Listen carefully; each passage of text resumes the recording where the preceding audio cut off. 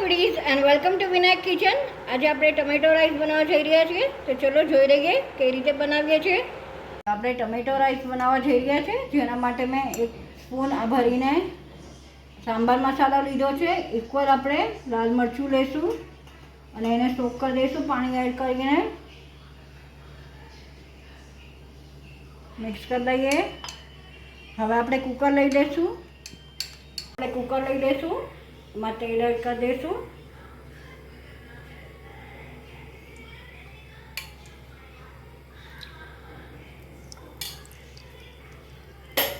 તો એના માટે આપણે જીરું 1/2 ટીસ્પૂન એડ કરીશું.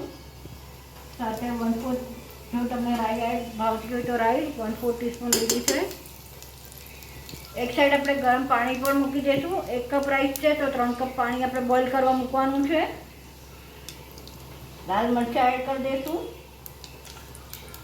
સાથે કચરેલું લસણ છે 1 ટેબલ સ્પૂન એડ કરી દઈશું. મિક્સ કરી લઈએ બધું. લીમડો એડ કરીશું.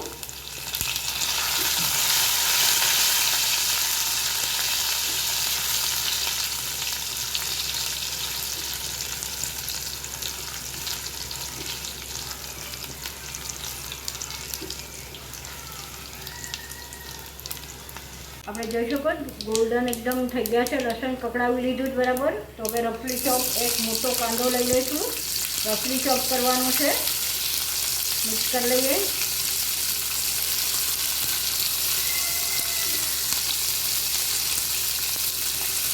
અને પિંક, તમે જોઈ શકો છો આપણા પિંક થઈ ગયા છે. હવે આપણે આમાં ગાજર એડ કરી દઈશું.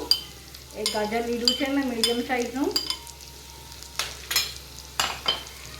મિક્સ કરી લઈએ. આમ બી બફાવાનું છે એટલે બહુ આપણે વાટ નથી ચડવાની. હવે આપણે આમાં કોથમરી એડ કરી દઈશું. Again good mix.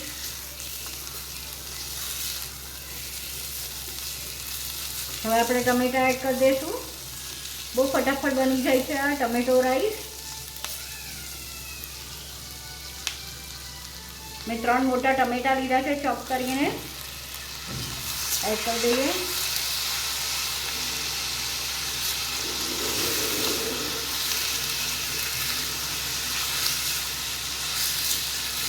હવે આપણે જે મરચી અને સાંભાર મસાલા કર્યું હતું મિક્સ પાણીમાં સોક કર્યું હતું એ એડ કરી દઈશું.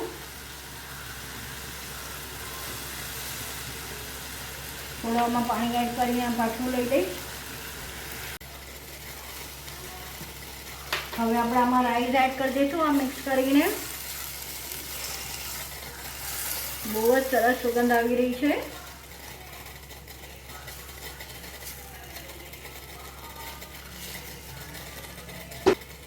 આપણે 1 કપ સોક કરેલા રાઈસ આમાં એડ કરશું. એકદમ હળવા હાથે આપણે બધું મિક્સ કરી લઈશું.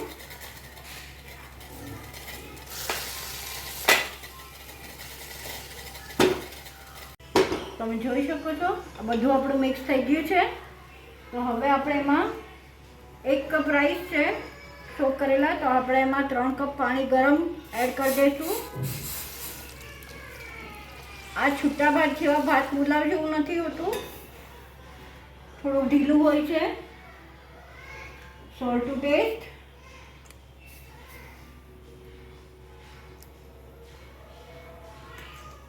Again give a good mix. આમ તો આ રેડિશ જ રાઈસ હોય છે, પણ આપણે 1/4 ટીસ્પૂન આપણે હળદર એડ કરીશું અને 1 ટેબલ સ્પૂન આપણે એમાં ધાણા જીરું એડ કરીશું. મિક્સ કરી લઈએ અને લીડ લગાડી અને 3 સીટી આપણે વગાડી લઈશું.